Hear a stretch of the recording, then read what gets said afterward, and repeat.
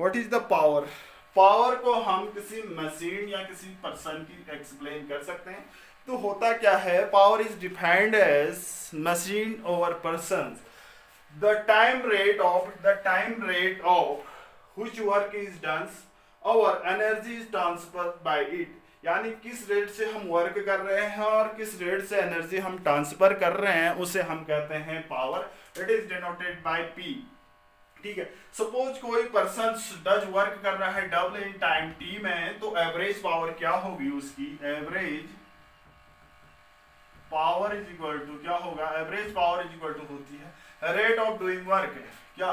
Rate of doing work, rate of doing work. इसको हम कहते हैं work done upon time taken. ये आएगा आपका डब्ल्यू अपॉन टी। ठीक है, इसे हम कैसे शो करते हैं? P average is equal to इतना आया, P average is equal to इतना आया। किसी पर्सन की पावर, एवरेज पावर हम ऐसे शो कर सकते हैं। ठीक है, तो आप कैसे एवरेज पावर कैसे शो कर सकते हैं? The ratio of the work done to the time taken called average power of the persons. ठीक है, तो इंस्टेंटेनियस पावर की बात करते हैं। इंस्टेंटेनियस पावर ऑफ एजेंट किसी defined as the limiting value of the average power. Average power की limiting value with a small time interval is called instantaneous power। क्या? instantaneous पावर यानी एवरेज पावर की limiting value in small time interval में क्या कहलाती है? Instantaneous power. Suppose work done by the force is in small displacement, यानी small displacement में work done F है, तो स्मॉल डिस्प्लेसमेंट में फोर्स एफ है, तो स्मॉल क्या होगा? वर्क डन होगा, तो फोर्स इंटू क्या होगा? डिस्प्लेसमेंट होगा। Force into displacement F into D x. तो देखो हम ये जानते हैं, इसके अलावा ये तो इक्वेशन आ जाती है आपकी। इसको इक्वेशन फर्स्ट दे देता हूं मैं, इसको इक्वेशन फर्स्ट। ऐसी सेकंड इक्वेशंस की बात करते हैं। यहाँ पर सेकंड इक्वेशन होगी क्या?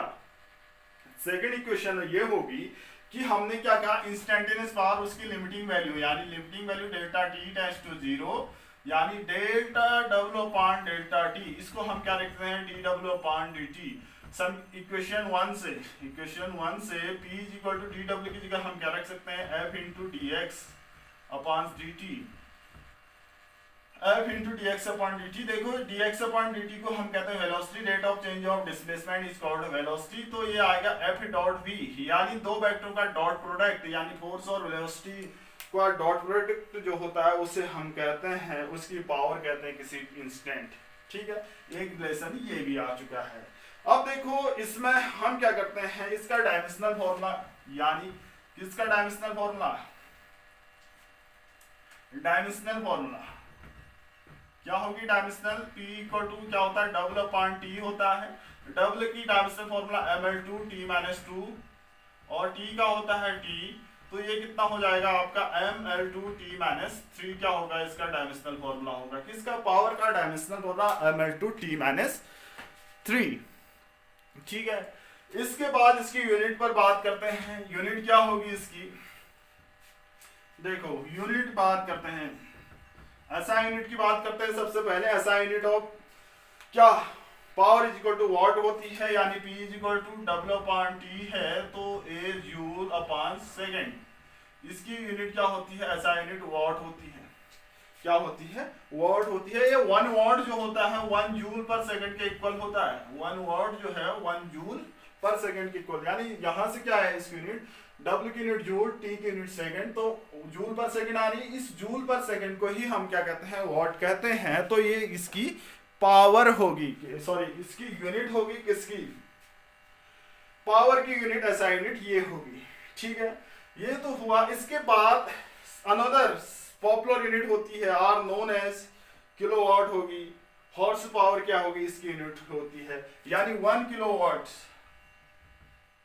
1 किलोवाट इज इक्वल टू, ये क्या होता है यानी 1000 वाट होता है, ये पॉपुलर यूनिट है आपकी, ठीक है। ऐसी 1 हॉर्स पावर जो होती है यानी 1 हॉर्स पावर जो होती है 1 हॉर्स पावर होती है 746 वाट, 46 वाट, ये पॉपुलर यूनिट है इसकी, ठीक है। Describe to output the automobiles and motor bike, the unit is based, किस पर बेस्ड होते हैं, describe the output of the automobiles and motor bikes engine ETC में कहां पर ये यूज होती है। इसके बाद आता है आपका नेक्स्ट टॉपिक कोलिजन, इसके बाद नेक्स्ट टॉपिक है आपका कोलिजन। देखिए क्या होता है आपका कोलिजन, COLLISI।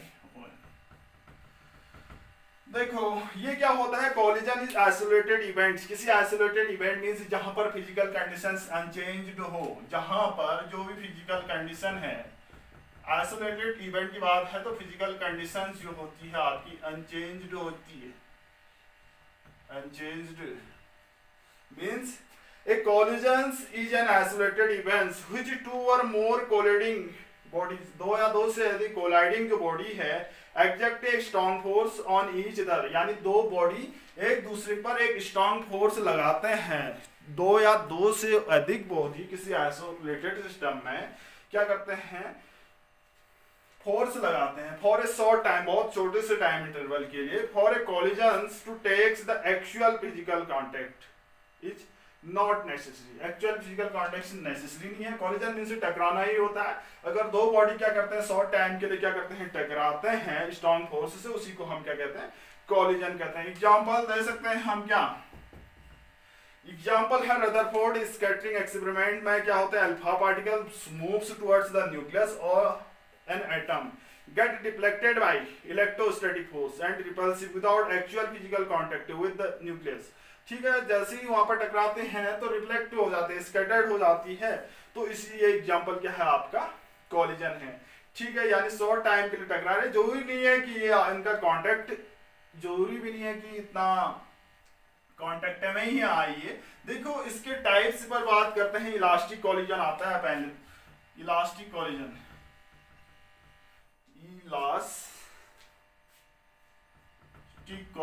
इलास्टिक कोलिजन की बात कर रहे हैं, मैं इसी में बता रहा हूँ। इलास्टिक कोलिजन होता क्या है, आप इलास्टिक कोलिजन देखो पॉइंट वाइज बता देता हूँ। Collisions which there is absolutely no, a collisions which there is absolutely no loss of kinetic energy, इसमें क्या नहीं होता, अगर दो बॉडी टकराते हैं इसमें no loss of kinetic energy, यानी काइनेटिक एनर्जी क्या का लॉस नहीं होता। अगर जो दो बॉडी टकरा रहे हैं जिसमें काइनेटिक एनर्जी का कोई लॉस नहीं होता है, उसे हम इलास्टिक कोलिजन कहते हैं, ठीक है।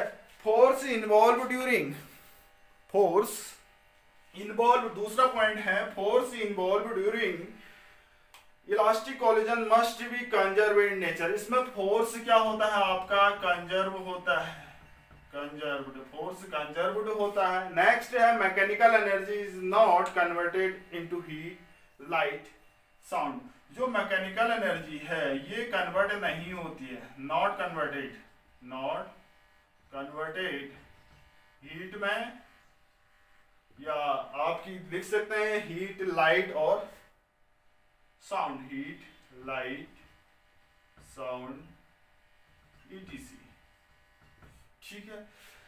जैसे इसके एग्जांपल है कोलिजन बिटवीन सब एटॉमिक पार्टिकल्स, एग्जांपल है सब एटॉमिक पार्टिकल्स के बीच जो कोलिजन होता है, सब एटॉमिक पार्टिकल्स, कोलिजन बिटवीन सम एटॉमिक पार्टिकल्स, ठीक है। ये क्या होता है आपका, जैसे ग्लास बॉल्स हैं, ये क्या है ग्लास बॉल्स हैं, इसके बीच क्या होता है, कोलिजन होता है ग्लास और बॉल के बीच, ठीक है। नेक्स्ट टाइप है आपका in elastic collisions, in elastic collision क्या होता है, इन इलास्टिक कोलिजन, इसका पहला पॉइंट हम यहाँ पर क्या था, no loss of kinetic energy थी, उसे हमने इलास्टिक कोलिजन कहा। तो यहाँ पर है collision which there occurs some loss of kinetic energy, यहाँ पर loss of kinetic energy, some loss of kinetic energy, ठीक है। ठीक, इसका उल्टा some loss of kinetic energy, ठीक है। यानी some over all forces involved during collision may be non-conservative in nature। इसमें F कंजर्वेटिव था और इसमें क्या होगा, F नॉन कंजर्व होगा, ठीक है। जिसमें काइनेटिक एनर्जी का लॉस होता है और उसमें फोर्स क्या होता है, कंजर्व होता है, उसे हमने कहा इनइलास्टिक कोलिजन, ठीक है। A part of the mechanical energy converted into heat, यानी कुछ पार्ट क्या होता है इसमें मैकेनिकल एनर्जी का पार्ट कन्वर्टेड होता है हीट में। इसमें नॉट था तो इसमें कन्वर्ट हो रहा है, हीट और लाइट साउंड ईटीसी में क्या होता है, कन्वर्टेड होता है, उसे हम कहते हैं इनइलास्टिक कोलिजन, ठीक है। Collision between vehicles, collision between the vehicles यानी दो गाड़ियों के बीच जो टक्कर होता है इनइलास्टिक होगा। Between, collision between ball and floor, जैसे बॉल और फ्लोर के बीच में भी जो कोलिजन होगा वो भी इलास्टिक होगा, ठीक है। ये तो है आपके इलास्टिक और इनइलास्टिक कोलिजन। कोलिजन मींस टकराना, दो बॉडी आपस में एक शॉर्ट टाइम के लिए टकराते हैं तो उसी को हम क्या कहते हैं, कोलिजन कहते हैं। इसके बाद आता है कंजर्वेशन ऑफ, इसके बाद है आपका conservation of linear momentum in collision. Conservation of linear momentum in collision, conservation of linear momentum in collisions।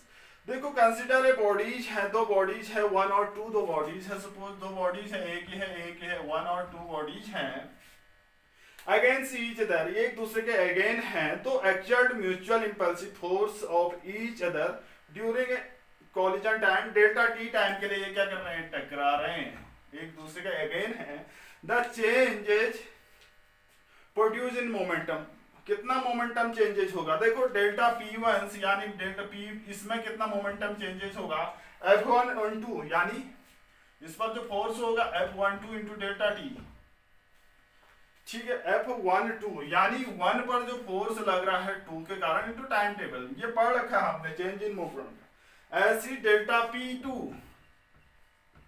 यानी F21 इंटू डेल्टा टी, यानी इसमें जो मोमेंटम चेंजेस हो रहा है, हम इंपल्स पढ़ रखे हैं, इंपल्स होता है, चेंज इन मोमेंटम बराबर इंपल्स होता है, तभी लिख रहे हैं ये P2 minus P1 equal to क्या होता है, आपका इंपल्स होता है। इंपल्स, इंपल्स क्या होता है, F इंटू dt होता है, ये यहां से लिखा जा रहा है इसको, delta P2 equal to F21 into dt, ठीक है। F12 क्या है, force exact on a body 1 by body 2, force exact on a body 2 by body 1, ठीक है। According to Newton's third law of motion, Newton